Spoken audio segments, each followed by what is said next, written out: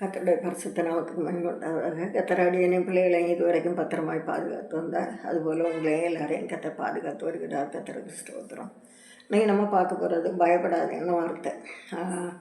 நான் சவுதியில் ஹாஸ்பிட்டலில் வேலை பார்த்துட்டு இருந்தேன். அப்போ வேலை பார்த்துட்டு இருக்கும்போது ஒருக்கா பொதுவாக லிஃப்ட் அதிகமாக யூஸ் பண்ண மாட்டேன். படி வழியே தான் இறங்குவேன், படி வழியே தான் ஏறுவேன். 4 ஃப்ளோரும் ஏறி இறங்கிடுவேன். அப்போ அந்த நேரம் நல்ல பலம் இருந்துச்சு, காலும் பலம் இருந்துச்சு, கையும் பலம் இருந்துச்சு, இறங்கி ஏறிடுவேன். அப்போ ட்ரோலியோ திங்ஸ் ஏதாவது இருந்தால் தான் லிஃப்ட்டு யூஸ் பண்ணது. அப்போ ஒரு நாள் 4th ஃப்ளோரில் நிற்கும்போது கிரவுண்ட் ஃப்ளோர்லேருந்து கால் வந்துச்சு. பிளிப்பு உண்டு எனக்கு, நல்லா எல்லாம் கூப்பிடுவாங்க. அப்போ கால் வந்தோடனே கேட்டுட்டு நான் கீழே இறங்குறதுக்கு படிவெளி இறங்கினா நேரம் ஆயிரும்னு சொல்லிட்டு லிஃப்ட் அங்கே வந்துச்சு. அதனால் நான் அதில் ஏறி கீழே வந்துட்டு இருந்தேன். அப்போது கிரவுண்ட் ஃப்ளோருக்கும் ஃபஸ்ட் ஃப்ளோருக்கும் இடையில் லிஃப்ட்டு ரிப்பேர் ஆகி அப்படியே ஸ்டக்கப் ஆகி நின்றுட்டு. அப்போது சுற்றி இருந்த எல்லாம் கிரவுண்ட் ஃப்ளோரில் உள்ளவங்க, வேலை பார்க்குறவங்க, ஃபஸ்ட் ஃப்ளோரில் வேலை பார்க்குறவங்க, வார்டில் வேலை பார்க்குறவங்க, பேஷண்ட்டு கூட வந்திருக்கவங்க எல்லாம் சுற்றி லிஃப்ட்டுக்கு முன்னே கீழேயும் ஒரு கூட்டம், மேலேயும் ஃபஸ்ட் ஃப்ளோர்லேயும் ஒரு கூட்டம் நின்றுட்டு சிஸ்டர் பயப்படாதான்னு தமிழில் உள்ளவங்க தமிழில் சொல்லாங்க, மலையாளத்தில் உள்ளவங்க பெடிகளையும் சொல்லாங்க, இங்கிலீஷில் சொல்லாங்க, டோன்ட் அஃப்ரைடுன்னு சொல்லாங்க. பிறகு அரபி, ஹிந்தி, உருது, சிங்களம், தகாலு, நேபாள், பங்களாதேஷ் இவ்வளோ பாஷையும் பேசுகிறவங்க அங்கே இருந்தாங்க. தகாலுன்னா பிலிப்பைன் பாஷை. அப்போ இவ்வளோ பாஷையிலையும் ஒரு பாஷையில் அவங்க என்ன பயப்படாதான்னு சொல்லாங்க. அப்போ அங்கே வேலை பார்க்கும்போது இந்த பாஷைகள் எல்லாம் ஓரளவுக்கு பேசுவேன். அந்த ஜாபுக்கு என்ன தேவையோ அதை அவ்வளோ நான் பேசிடுவேன் அந்த பாஷை. அதனால் எல்லோரும் அந்தந்த பாஷை இப்போ நிறைய மறந்து போச்சு. அப்போ அந்தந்த பாஷையில் பயப்படாதன்னு சொல்லாங்க. இப்படி பல பாஷையில் ஒரு சந்தர்ப்பத்தில் பயப்படாதன்னு வார்த்தை எனக்கு அதில் கேட்க வச்சுது. அப்போ அந்த நேரம் நான் ஒன்றும் நினைக்கல. இப்போ பார்க்க அது இப்போ இப்படி ஒரு காரியம் சொல்லுறதுக்கு வேண்டி ஆண்டவர் அந்த நேரம் எத்தனை வருஷத்துக்கு முன்னால் 2001 அப்போ இத்தனை வருஷத்துக்கு முன்னால் 24 வருஷத்துக்கு முன்னால் ஆண்டவர் அப்படி ஒரு அனுபவத்தை எனக்கு தந்திருக்காரு. அது இப்போ சொல்லிக்கு எனக்கு அது வந்துகிட்டே இருந்து அதுக்கு அதில் ஒழிச்சிட்டே இருந்தால் அதனால் நான் அதை சொல்லுவேன். அப்போ பயப்படாதேன்னு சொல்லி வார்த்தை மனுஷன் அதுக்கு அது அந்த இடத்துல நான் அடைபட்டிருக்கேன். அதுலேருந்து நான் விடுதலையாகி வெளியே வரணும். அப்போ வர நீ பயப்படாதன்னு எல்லோரும் சொல்லுவாங்க. அது எனக்கு கேட்குது, எனக்கு தைரியமாக இருக்குது. நான் பயப்படவும் இல்லை. ஏன்னா காற்றோட்டமாக தான் இருந்து இங்கே இப்போ உள்ள லிஃப்ட்டு போல் கம்ப்ளீட்டாக அடைச்சதில்லை. இடையில கொஞ்சம் கேப் உண்டு. அதனால் சுவாசிக்கிறதுக்கு ஆக்சிஜன் கிடைக்கும். அதனால நான் பயப்படாமல் உள்ள நின்னேன். பிறகு ஒரு அரை மணி நேரம் ஆச்சு அதை சரி பண்ணி கீழே கொண்டு வந்து கீழே திறக்கவும் சிஸ்டர் வெளியே என்னை பிடிச்சி வெளியே இழுத்துட்டாங்க. வந்துட்டேன். அப்போ அந்த மெயின்டெனன்ஸில் வேலை பார்க்க மெக்கானிக் ஒருத்தன் உள்ளே போனால் பின்னும் டப்புன்னு அடைச்சி அதுக்கப்புறம் அவன் 1 மணி நேரம் கிடந்தான். நான் அரை மணி நேரம் தான், 30 நிமிஷம் 32 நிமிஷம் இருக்கும்.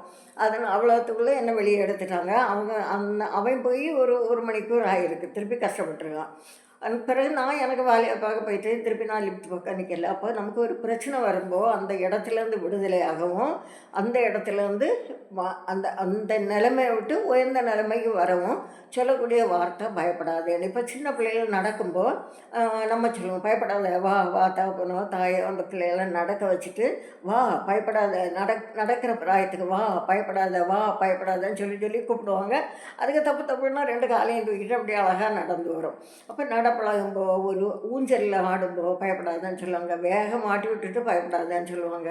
ஓணத்துக்கெல்லாம் எங்கள் ஊரில் ஊஞ்சல் கட்டுவாங்க. நாங்கள் நல்லா விளையாடி இருக்கோம். அப்போ அதில் ஏற்றி விட்டுட்டு பயப்படாதான்னு சொல்லுவாங்க. அப்போ இந்த மாதிரி டிரைவிங் படித்து கொடுக்கும்போ ஒரு தொழில் பழகும்போ பயப்படாத தைரியமாயிரு, நீ நல்லா செய்வா அப்படின்னு சொல்லிட்டு ஒரு நல்ல ஒரு வாழ்த்து சொல்லி அந்த மாதிரி சொல்லி கொடுப்பாங்க. டிரைவிங் பிடிக்கும்போது கூடுதல்னு சொல்லுவாங்க. அதே மாதிரி தினமும் சொல்லுவாங்க பயப்படாதன்னு சொல்லுவாங்க. நாங்கள் சின்ன பிள்ளையில எங்கள் தாத்தா எங்களுக்கு ஒரு சம்பவம் சொல்லி தந்திருக்காங்க. இது 1930 அந்த சமயத்தில் நடந்த சம்பவம். காட்டுக்குள்ளே இப்போ நமக்கு ரொம்ப காட்டுக்குள்ளே வேட்டைக்கு அப்படி யாரையும் விடலை. அந்த நேரத்தில் அப்போ இவ்வளோ ஜனத்தொகையும் கிடையாது. ஆனால் ஒரு கொஞ்சம் ஜனங்கள் வேட்டைக்கு போகும். பிறகு கொஞ்சம் ஜனங்கள் அந்த காட்டில் உள்ள பொருட்கள், சில கொட்டைகள், சில காய்கள், பச்சிலைகள் இதெல்லாம் பறிக்கைக்கு போவாங்க, பறிச்சுட்டு வருவாங்க. சில நேரம் சாப்பாடு கொண்டு போவாங்க, அரிசி, பிறகு இந்த தவணைப்பொடின்னு கொஞ்சம் பிடிச்சி வச்சுருக்கோம். அது அந்த தீப்பெட்டியும் வச்சுருப்பாங்க, உப்பு, பானை, பாத்திரம் எல்லாம் ஒரு 7-8 பேரை சேர்ந்து தான் போவாங்க. அப்போ அதெல்லாம் கொண்டுட்டு அவங்க அந்த காட்டுக்குள்ளே நடந்து எங்கேயாவது ஒரு இடத்துல ஊற்று கண்ட இடத்துல அந்த தண்ணி இருக்க இடத்துல பொங்கி சாப்பிட்டுட்டு அங்கனே படுத்துக்கிடுவாங்க. பிறகு பின்னும் பகலில் நடந்து அப்படி மூங்கில் தேடுகிறது, அந்த பெரம்பு தேடுகிறது, பெரம்பு வெட்டுறது, இதுக்கெல்லாம் கொஞ்சம் ஆட்கள் காட்டுக்குள்ளே போகும்.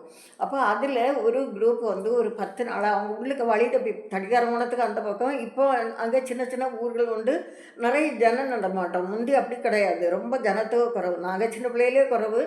எங்கள் அப்பா பிறக்கிறதுக்கு முன்னே நடந்தது. அப்போ எங்கள் தாத்தாலாம் சின்ன பிள்ளையில இதை விட பயங்கரமாக இருந்திருக்கும், ஆட்களே இருந்திருக்காது.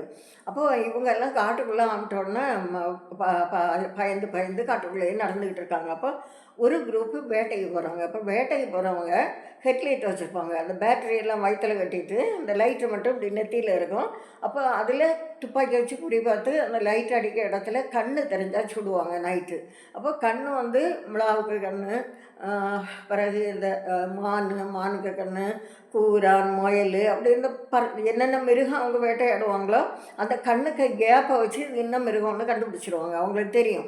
அப்போ அந்த மாதிரி அந்த கண்ணை கண்டவுடனே சுடுவாங்க. அப்போ இவங்க வந்து இது பிறப்பு போனவங்க தப்பி காட்டுக்குள்ளே கிடத்தாங்கல்ல, அவங்க வந்து இந்த துப்பாக்கி கொண்டுட்டு இவங்க வேட்டைக்கு போகிறவங்க லைட் அங்கங்கே அடித்தோடனே வேட்டைக்கு வரவங்க வராங்க அப்படின்னு சொல்லிட்டு இவங்க உடனே ஆண்டவ மாதிரியே சுட்டுறாதீங்க, நாங்கள் காட்டுக்குள்ளே வழி தப்பி வந்துட்டோம், எங்களை சுட்டுறாதீங்க, ஆண்டவ மாதிரியே எங்களை சுட்டுறாதீங்கன்னு சத்தம் போட்டே வந்திருக்காங்க. அப்போ இவங்க எல்லாம் இங்கே இருந்துட்டு பயப்படாதீங்க, நாங்கள் சுட மாட்டோம், நாங்கள் கண்டுபிடிச்சிட்டோம், இந்த ஏன்னா கண்ணுக்கு கேப்பை வச்சு நாங்கள் எதுவும் மிருகம் இல்லைன்னு முதல்ல நாங்கள் கண்டுபிடிச்சிட்டோம், அதனால நீங்கள் பயப்படாதுங்க, நாங்கள் சுட மாட்டோம் அப்படின்னு சொல்லி இவங்க சொல்லுவாங்க. அப்போ அந்த நேரம் அவங்களுக்கு தைரியத்துக்கு சொல்லக்கூடிய வார்த்தை பயப்படாதுங்க, உங்களை நாங்கள் சுட மாட்டோம், கொல்ல மாட்டோம் அப்படின்னு சொல்லுவாங்க. அப்படி திருப்பி அவங்கள இவங்க கூட்டிகிட்டு இவங்ககிட்ட உள்ள சாப்பாடெல்லாம் கொடுத்துட்டு, சாப்பாடு வச்சு மிச்சம் இருந்தால் கொஞ்சம் கையில் வச்சுருப்பாங்க. பிறகு அவங்ககிட்டையும் அரிசியெல்லாம் இருந்துச்சு அந்த இடத்துல. பிறகு சாப்பாடெல்லாம் பொங்கி சாப்பிட வச்சுட்டு தான் அவங்கள கூட்டிகிட்டு வந்தாங்க. அந்த மாதிரி ஒரு சம்பவம். அப்போ பயப்படாதேன்னு வார்த்தை ஒரு இக்கட்டில் இருக்கும்போதோ, ஒரு நெருக்கத்தில் இருக்கும்போதோ, அல்லது அந்த நிலைமை விட்டு மேலே அடுத்த ஸ்டெப்புக்கு போகும்போதோ சொல்லக்கூடிய வார்த்தை தான் பயப்படாதேன்னு வார்த்தை. அப்போ பைபிளில் 365 தடவை இருக்குது அப்படின்ட்டு சொல்லுவாங்க. அப்போ எனக்கு ஒரு சின்ன சந்தேகம், அதனால் நான் என்ன செய்தேன், 18/6/24 24/7/2026 வரை 4 தடவை நான் இந்த பயப்படாதேன்ன வார்த்தையை தேடி பைபிள் வாசித்தேன். ஆனாலும் அது முதல்ல உள்ளதை விட 2வது கொஞ்சம் குறைவாக கிடச்சிது, 3வது கிடச்சிது, 4வது 2-3 வார்த்தைன்னா நான் ஒவ்வொன்றும் ஒரு பயப்படாதேன்ன வார்த்தையை கண்டவுடனே எனக்கு எழுதி வச்சுருக்கையில் இருக்குதான்னு செக் பண்ணுவேன்.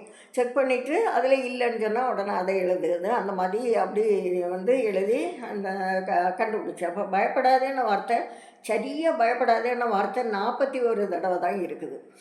78 தடவை பயப்படாதேங்கள்ட்டு இருக்குது. இப்போ இது வந்து நான் எழுதியிருக்கேன். இந்த மாதிரியாக்கும் 4-5 பக்கத்தில் வந்திருக்கு, நான் எழுதுனதுன்னு வந்திருக்கு.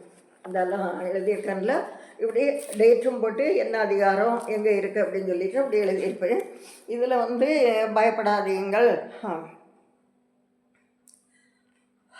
அவர்களுக்கு பயப்படாயாக, யோசுவாவை நோக்கி அவர்களுக்கு பயப்படாயாகன்ட்டு ஆண்டவர் சொல்லுவார். கொடுமைக்கு தூரமாவாய், பயமில்லாத இருப்பாய், இந்த மாதிரி பல வார்த்தைகள். பயப்படாதே மாத்திரம் இல்லை, அப்படி உள்ள எல்லாமே நான் எழுதி வச்சுருக்கேன். பயப்படாதேன்னு அர்த்தம் வரக்கூடிய எல்லாம் எழுதி வச்சுருக்கேன். அப்போ அது எல்லாம் சேர்ந்து மொத்தம் 121 வந்திருக்கு.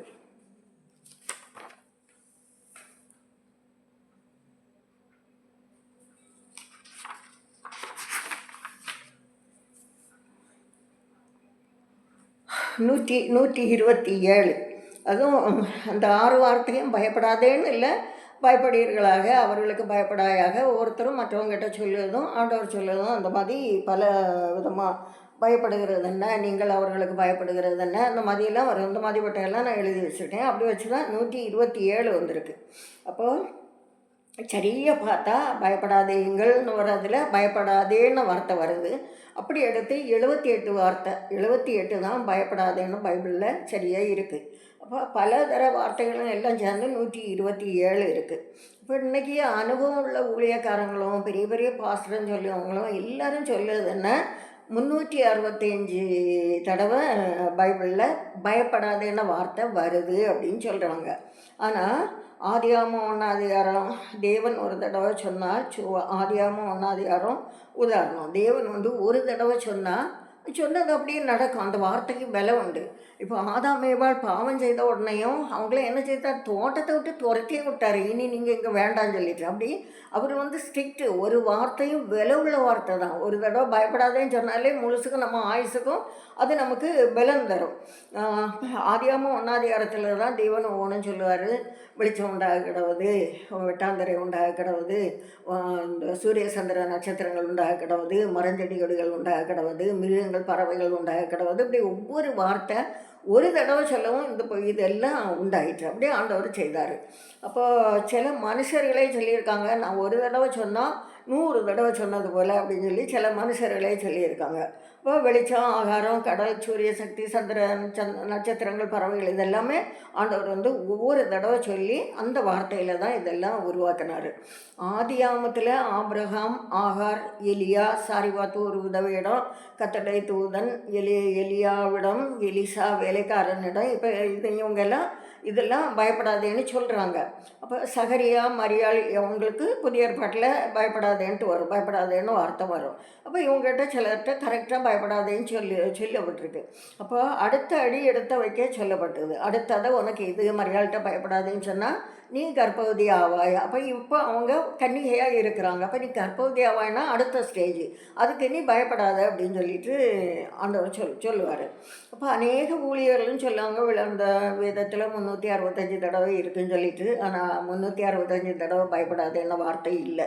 சரிக்கும் 78, 127 தடவைனா பயப்படுகிறீர்களாக, அவனுக்கு பயப்படாயாக அப்படின்னெல்லாம் வரும்ல. அந்த எல்லாம் சேர்ந்து தான் 127 வருது. வெளிப்படுத்தல் 22, 18, 19 என்ன சொல்கிறாருன்னா, ஒருவன் இந்த வசனங்களோடு எதையாயிலும் கூட்டினால் இந்த புஸ்தகத்தில் எழுதியிருக்கிற பாதைகளை தேவன் அவன் மேல் கூட்டுவார். எவன் மேலே? இந்த புஸ்தகத்தில் இல்லாததை சொல்லுவ மேலே என்ன கூடுமா? வாதம் கூடும். வாதம்னா என்னது? தண்ணி ரத்தமாக மாறிச்சு, பிறகு தவளை, வண்டு, பேனு, அந்த கல்மழை, காரிருள், இதெல்லாம் யார் மேலே வரும்? இந்த வசனத்தில் இல்லாததை சொல்லுவங்க மேலே வரும். வாதம் வரும். வாதம்னா அதை தான் பைபிளில் வாதைகள் 10 வாதைகள்னு நமக்கு தெளிவாக பைபிளில் இருக்குது, அது வரும். அதனால் அந்த பயப்படணும், வசனத்தை சொல்லி பயப்படணும். சும்மா அடிச்சு விட்றது 365 தடவை இருக்குது அப்படின்னு சொல்லிட்டு வாசித்து பார்க்குறாங்களா? எனக்கு தோணிச்சு, வாசித்து பார்த்தேன். அது 4 தடவை வாசிப்புறதை கரெக்டாக கண்டுபிடிச்சேன். 4ஆவது தடவையே 4-5 வசனம் கண்டுபிடிச்சிருக்கேன். அதுக்கு முன்னே எழுதாத்தது. ஆனால் பயப்படாதேன்னு கிடையாது, பயப்படுகிறீர்களாக, அவர்களுக்கு பயப்படாயாக, அந்த மாதிரி அப்படி வரும். அப்போது ஒருதன் இந்த புஸ்தகத்தில் உள்ளதில் எழுதியிருக்கையில் எதையாவது கூட்டுனா தேவன் வாதையை கூட்டுவார்னு இருக்குது. அப்போது இந்த புஸ்தகத்துலேருந்து எதையாவது எடுத்து போட்டால், இந்த ஜீவ புஸ்தகத்துலேருந்து எதையாவது எடுத்து போட்டால் தேவன் அவன் பேரை எங்கேருந்து எடுத்து ஓடுவாராம்? ஜீவ புஸ்தகத்துலேருந்தும் பரிசுத்த நகரத்திலிருந்தும் இந்த புஸ்தகத்தில் எழுதப்பட்டவைகளிலிருந்தும் அவனுடைய பங்கை தேவன் எடுத்து போடுவார். அப்போ பைபிளில் இல்லாததும் சொல்லக்கூடாது, மிகைப்படுத்தியும் சொல்லக்கூடாது. வேத வசனம் மிக கவனமாக கைக்கொள்ளப்பட வேணும். இப்போ நித்திய ஜீவனை போதிக்கிற வசனங்கள், வெளிப்படுத்தல் 2:10, நீ படப்புகிற பாடுகளை குறித்து எவ்வளவும் பயப்படாது. அப்போது எவ்வளோ பாடுபட்டாலும் உனக்கு நித்திய ஜீவன் உண்டு, அதனால் இந்த பாடுகளை பற்றி நீ பயப்படாத, மரண பரியந்தம் உண்மையாயிரு, அப்பொழுது ஜீவ கிரீடத்தை உனக்கு தருவேன்னு இயேசு கிறிஸ்து சொல்லார். இப்போ பொய் பேசாமல் வசனத்தை போதிக்கணும். மரண பரியந்தம் நம்ம உண்மை உள்ளவங்களாக இருக்கணும். உண்மை உள்ளவங்களாக இருக்கும்போது ஆண்டவர் என்ன தருவார்? ஜீவ கிரீடம் தருவார். ஜீவ கிரீடம் எதுக்கு? நித்திய ஜீவனுக்கு நம்ம போகும்போது தருவார். அப்போது நம்ம அந்த வசனங்களெல்லாம் கரெக்டாக கைக்கொள்ளும்போது நமக்கு கிடைக்கிறது நித்திய ஜீவன். Behold I bring life eternal, இதோ நான் நித்திய ஜீவனை கொண்டு வருகிறேன். பைபிள். இயேசுவே ஸ்தோத்திரம்.